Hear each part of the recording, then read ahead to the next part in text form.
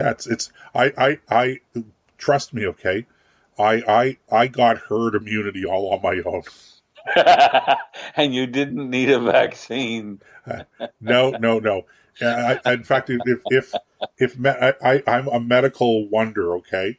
And what if these guys, if people were smart, they'd be studying my blood because I'm sure that there's a vaccine. There's antibodies in my blood for black fly bites and mosquito bites, and they could probably come up with a vaccine to prevent you from having, itchiness and redness and stuff from that kind of the uncomfortable stuff. But never bothered me. I'll be sitting in the backyard and people are swatting away and stuff like that, and I don't even notice it, to be honest with you. It was that bad, and it completely cured me of any kind of feeling about black flies. Well, So there that's it is. That's my black fly story. the Seminole Indians used to do that down in Florida. They would take a young man as his not only test of manhood, but to get him to build up an immunity to the mosquitoes, because otherwise, what are you going to do? And they would have him spend the night in the swamps tied to a stump. And if he wasn't insane when they came back, they'd let him go and he could join the community. And not just if he was still there and not eaten by Well, it by was any of either those. he was insane, or he was what's the word? Not emaciated. When you're sucked dry like a raisin, Now eviscerated. No, now that's not this right either. these days you have to be careful with the pythons down there. Yeah, yeah, But yeah. That's another whole different set but of that's a different concerns. yeah, that's a different issue altogether. Look, listen, in the time we have remaining here, Nick, I have to tell you that this week was the opening of the National Football League season for 2021, and so I had the great pleasure of catching two games. One on Sunday, I saw a replay of it, so I watched it in the evening, but it was an afternoon game, and that was the Pittsburgh Steelers in Buffalo playing the Bills, and it was a really good game, a great game, and then on Monday Night Football was the Raiders, who are now the Las Vegas Raiders, playing the Baltimore Ravens in Las Vegas in their brand new indoor stadium, which I believe they've nicknamed already the Death Star. Um, uh, and the Sunday afternoon game was really good. The Monday night game was spectacular. It blew that Sunday game out of the water in terms of entertainment value and that. And so, I'm speaking here very highly of the game itself, both games. It was nice to catch them, and I know you're a CFL fan, and I'm not criticizing the CFL, but I'm just saying these were really really exciting games, and so but was I what really interested me in both instances was the fact that both stadiums were full. I mean, full to capacity, and the stadium in Buffalo, I think holds around 60,000 people, and the new stadium in Las Vegas, I believe, holds somewhere in the order of 75 to 80,000 people. And both stadiums were full, and they were rocking, especially that one down in Las Vegas. I mean, you have to remember, you're a hockey fan, you're an NHL fan, so you've seen some of the pregame stuff for the Las Vegas Knights when they play hockey down in Las Vegas. Yep, It's a it's Vegas a show. show. Yep. Well, same thing in the football stadium. They have a huge stage uh, behind one of the end zones, above where the people are sitting, and they have a disc jockey and they have it's a real production. But anyway, so these crowds are just mental, and it just goes to show you how you just can't do football with piped in crowd noise. It No, doesn't doesn't work, work for okay? hockey either. But here's the thing, Nick. Here's the thing. Uh, whenever the cameras panned to show the crowd, very few people, very, very rarely did I see masks. I mean, if there were a few dozen people in the stands of out of 80,000 people in Las Vegas, if there were a few dozen people wearing masks, okay, I'm exaggerating. Maybe 100 people wear masks then, okay? And I'm just going, what is wrong with what the difference between how they're reacting to this pandemic in the United States.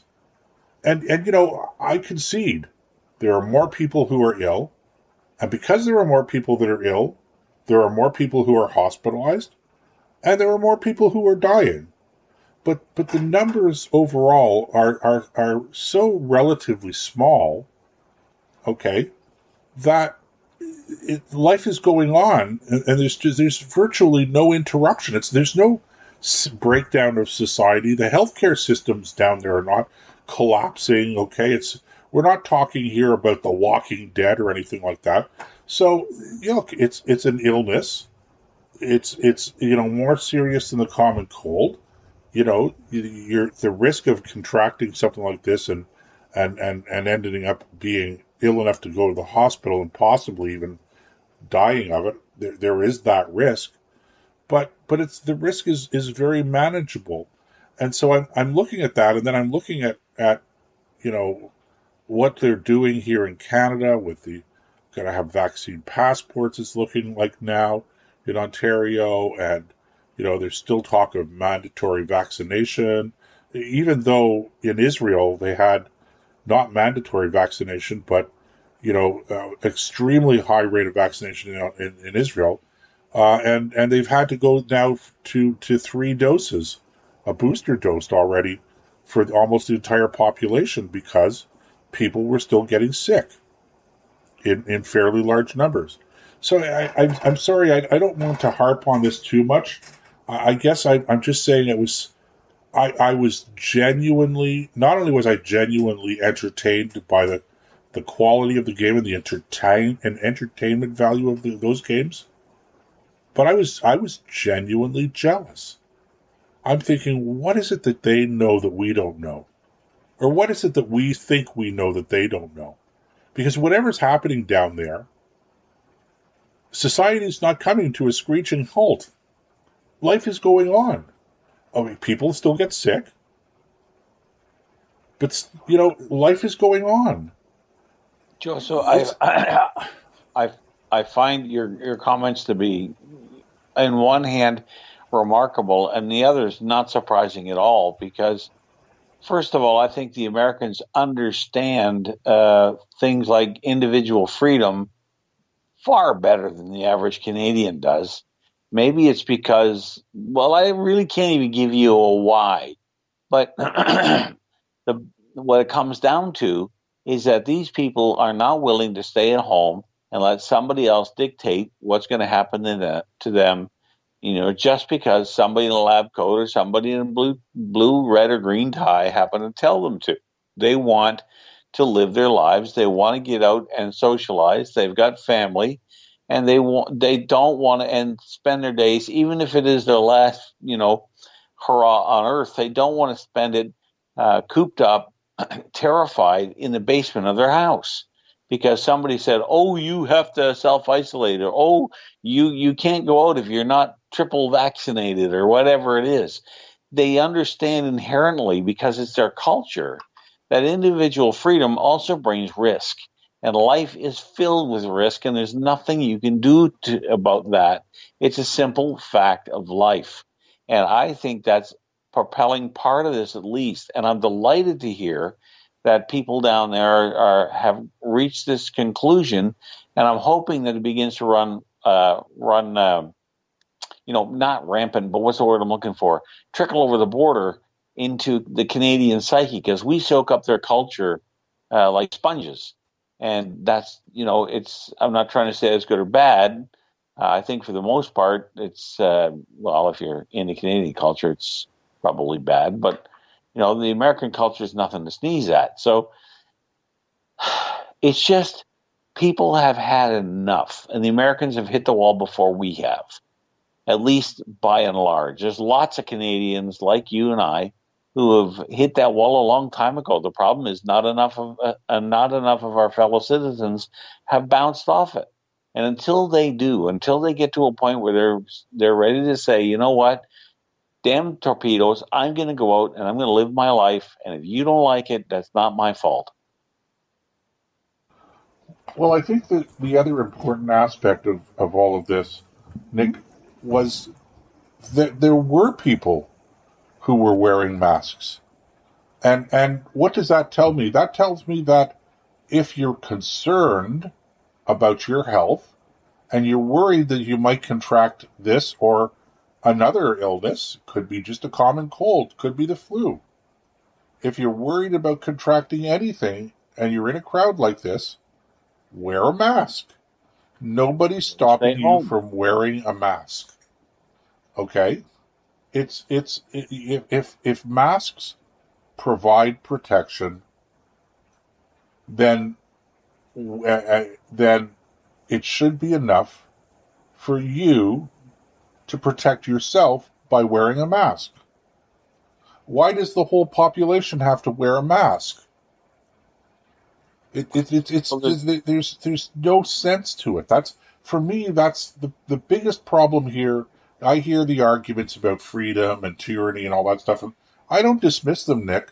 But the biggest problem for me is that most of this stuff doesn't make sense. yeah, I think you're quite right on that. And I think, too, that again, I go back to this idea about the Americans have far more are willing to take risks. Like whenever somebody says something, like I've been in more than one Facebook battle where people say, "Protect your neighbor, get vaccinated." No, if my neighbor wants to get protect himself with a vaccination, let him get vaccinated. Yeah, If I choose me not to getting get stabbed, vaccinated. that's up to me. Yeah, What's that? getting vaccinated has nothing to do with protecting my neighbor. I get vaccinated to protect myself. And Exactly. if my neighbor is afraid of getting ill, then let my neighbor, or to use the proper grammar, let him go out and get vaccinated. Well, that's the I same thing I've been saying all along with this whole thing. Like I've been saying, look, if somebody feels like these masks that we were told to wear in the beginning are actually worthwhile wearing, then go ahead and wear one. Put on a pair of latex gloves when you go out. You go put the protection on. I'm not worried about it. If you are, okay, fine. It's a free country. You go out and do what you have to do to feel like you're protecting yourself.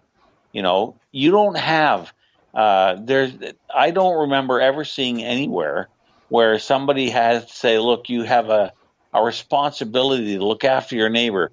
Well, yes and no. I'm like, if my neighbor's house is on fire, I'm going to go and help try to put it out if I can. But my first responsibility is to me and my family. And if I don't think the threat's that high, who are you to tell me otherwise?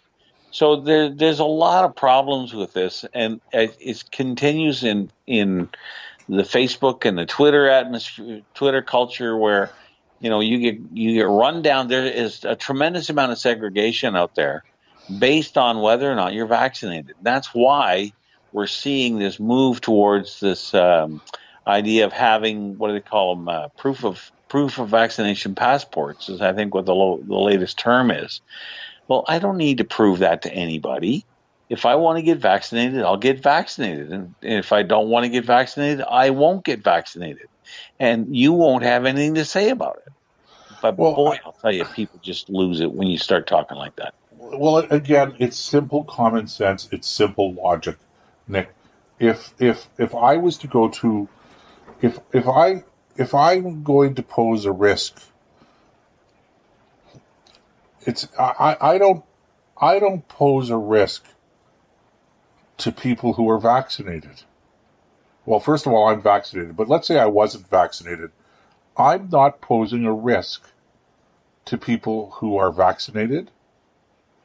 If I go into a movie theater and I sit there and I'm not vaccinated, and even if I'm carrying the virus, and even